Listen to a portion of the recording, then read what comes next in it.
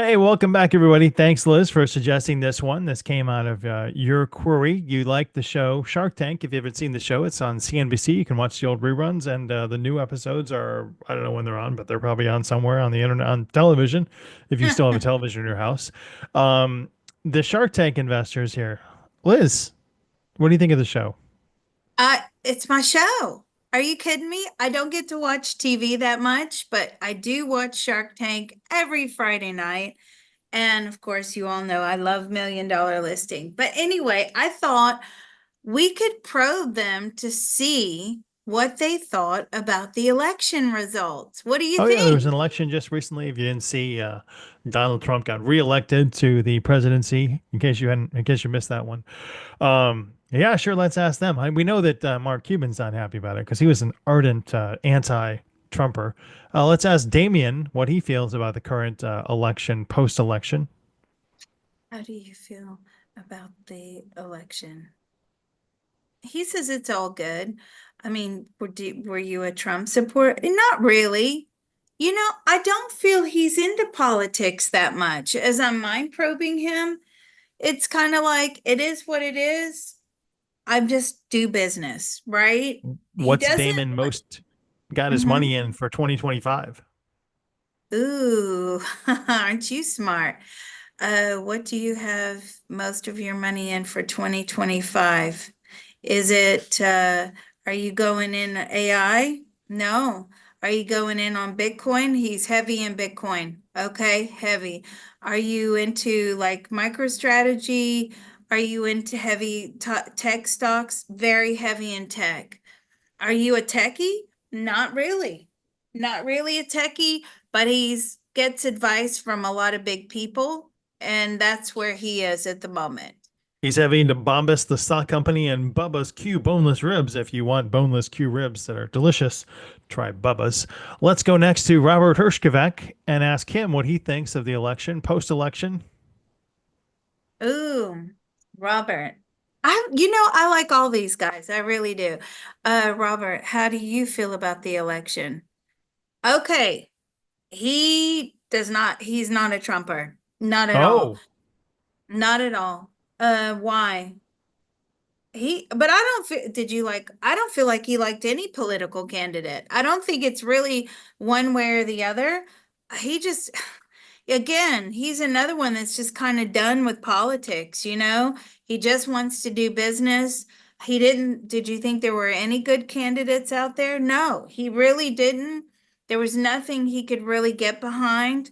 And he just focuses, he's really a family person. He just yeah, he focuses on likes his technology and family. he likes new people and people that he really believes in, I think. So, is he genuine? Does he feel any misappropriation with the show?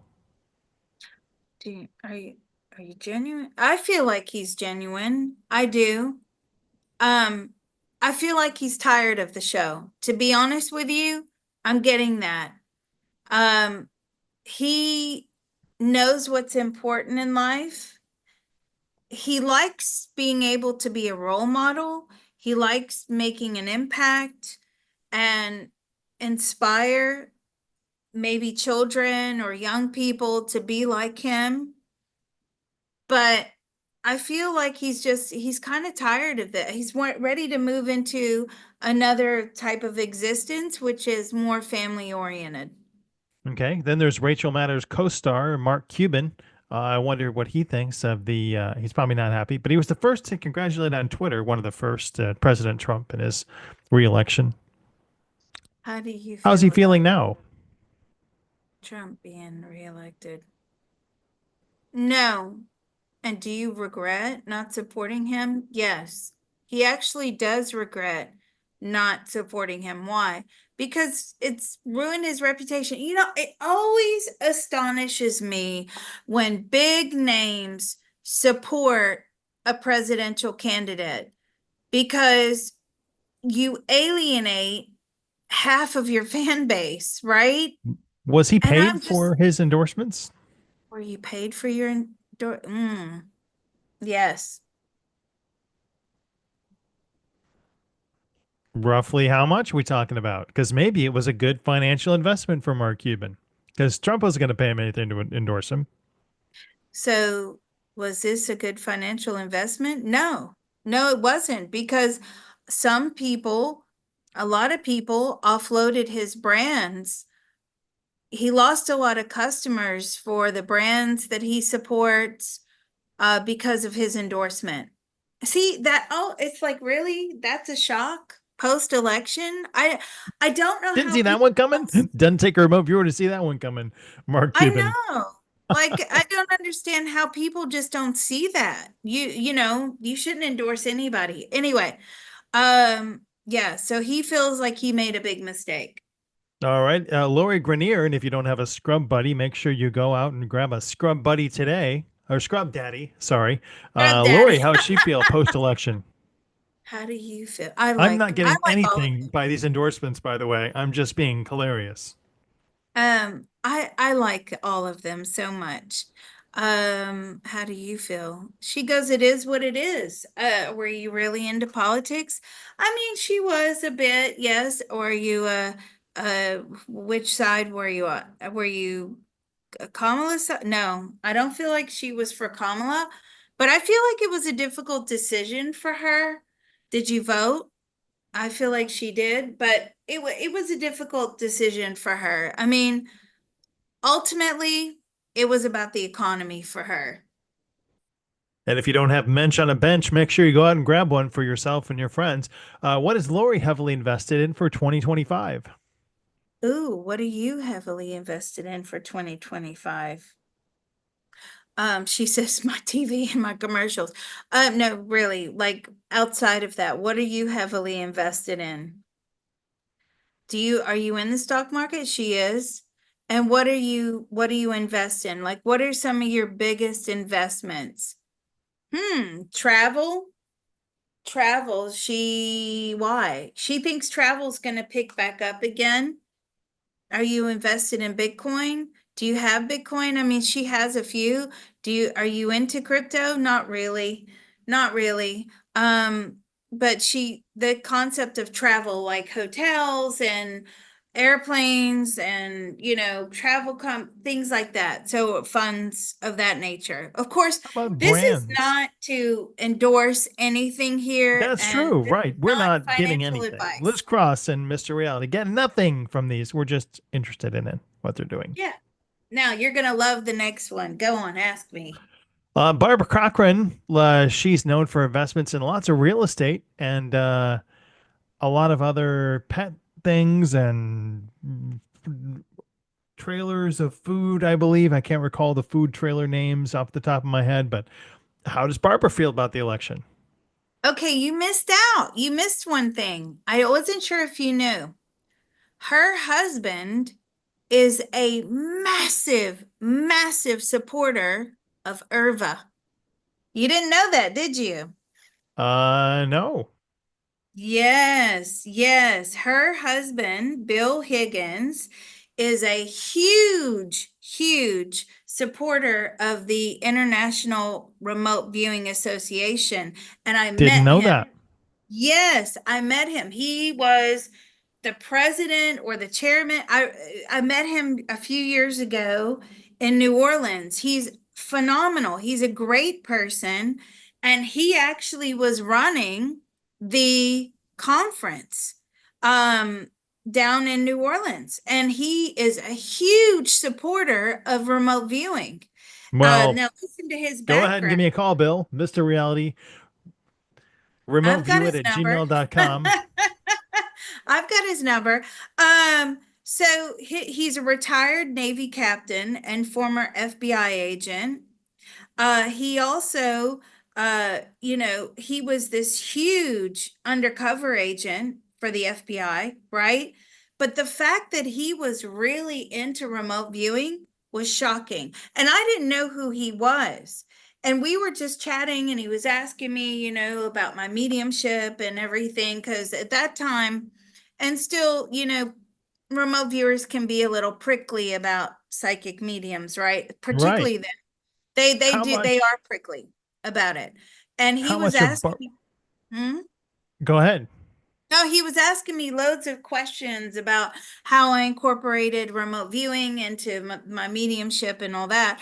And And he said, do you know who I am? And I was like, yeah, you're Bill. And he says, no, but do you know who I really am? And I was like, no, who are you really? Am I supposed to like remote view this? Is this like a task? And then he told me he was her husband. And then I was like, How what? much And I of looked it Barbara's up and he is. portfolio is because of Bill's remote viewing? Ooh, is your portfolio due to Bill's remote viewing? No, what do you think about remote viewing? She just kind of did her hand like, oh, that's his thing, right? Does he ever talk about it? All the time. And what do you say when he talks about it? I just listen, but do you believe in it? I mean, she doesn't know what to believe. Do you find it fascinating? She does. She does find remote viewing fascinating. Have you ever done a remote viewing session? She has tried. She has tried to do a remote viewing session. I didn't know if you knew that fact about them. So, yeah, that was interesting. Wow. No, I did not know that. Let's talk to Kevin O'Leary, who was a strong proponent of the, I don't know, wasn't really a fan of Kamala Harris or her politics or President Biden. So, what does Kevin O'Leary think about things post-election? Well, all roads lead to Mr. Wonderful. I love it when he says that. Um, how do you feel about the election? He thinks it's wonderful. Okay, were you paid to endorse Trump? No. But he likes, do you know Trump? He knows Trump. And you like him? Yes, he likes him. He believes he's good for business. So, yeah. And are you happy with the result? He is. He's happy. Are you very much into politics? I mean, he can be. He says, I can be if I'm interested in it. Because what strikes me is they're all so busy. How would you have time to really pay much attention to politics? But as I asked Mr. Wonderful, he says, oh, I always keep an ear to the ground. This is his exact words to see what's going on. Like, what's the word on the street? I have to keep in the know for business. And I'm saying, And does the election like is it good for business? He says it's very profitable for business. Is that why is it the economy is that why you were endorsing Trump? Absolutely. So it was really an economy-based decision. how much money does Mr. Wonderful have in Peanut, the cryptocurrency, which has skyrocketed? Unfortunately, rest in peace, Peanut. How much money do you have Bitcoin? Oh, he's got loads of Bitcoin. Do you have lots of crypto? He's like too much. I have too much crypto. Okay, how much money do you have anything in Peanut, the crypto that skyrocketed? He goes, I wish. Do you have anything in these Trump coins? He bought into a little bit of Trump. Do you buy the crypto yourself? He does. And are you a bit of a techie? Yeah, he is a little bit of a techie. So you know how to do all that stuff like the wallets and the exchanges? He does. And what do you think about Bitcoin just skyrocketing today? He thinks it's wonderful. This is his exact words, sorry. He says, I think it's wonderful. And I'm Did he saying, take so profits on Bitcoin? did you take profit on Bitcoin yet? No, he's going to leave it for a while. He thinks it's just going to keep going up. Do you need to take profit on Bitcoin? He goes, I will eventually. The Super Trump coin is also up 118% today. And Raptor Soul apparently is up, I don't know, a billion percent or something. So a lot of investment opportunities out there for you and Mr. Photon and all those who follow Liz. And if you also, interesting point, if you're not a member of Liz's Patreon, you should probably go over there because she and Mr. Photon are coin hunters and they're always looking for that skyrocketing Shark Tank coin for you to win lots and lots of monies. Well, So, do they feel misrepresented by the show? Are they like as a group? Are they really investing, and are they getting money? Probably getting appearance fees too. But what are their sentiments about how the average person can take their idea and make money without Shark Tank investors? do you feel that you're misrepresented on the show? No. And do you feel that you've made good? investments like with the the people on the show that come on to present their ideas? Overall, would you say you're profitable? I mean, Mr. Wonderful's coming forward and saying, man, there's been some doozies, right? But overall, they're profitable. People listening, how could they come up with an idea? Where do they go in their mind? And how can they get easy money to start their idea? Ooh, so people listening, let's see, what sort of ideas would you all like to see? I'm grabbing them as a collective now. So Lori is very much into home products. Anything that's niche for the home, it's new, it's fresh, it's going to sell, it's going to be in everybody's home. She's really into that. I feel like Barbara is taking a back seat. She's kind of tired of the investing. I mean, she loves the show. She likes connecting with people. I feel like she's getting a little, just tired of it. Mr. Wonderful, what would you like to see? He likes to see anybody with a good idea. He likes more outdoor things, like home maintenance type of things, inventions, things that are just neat and would sell. Like everybody's got to have one. He really could get behind that. Mark Cuban, what do you think that he's kind of into clothing, right? I don't know if that's something he does. What about you, Damien? What do you want? He says anything that sells and makes money. So but he likes ethical products, is what he's saying to me. He likes ethical. He believes that it should be a product that gives something back.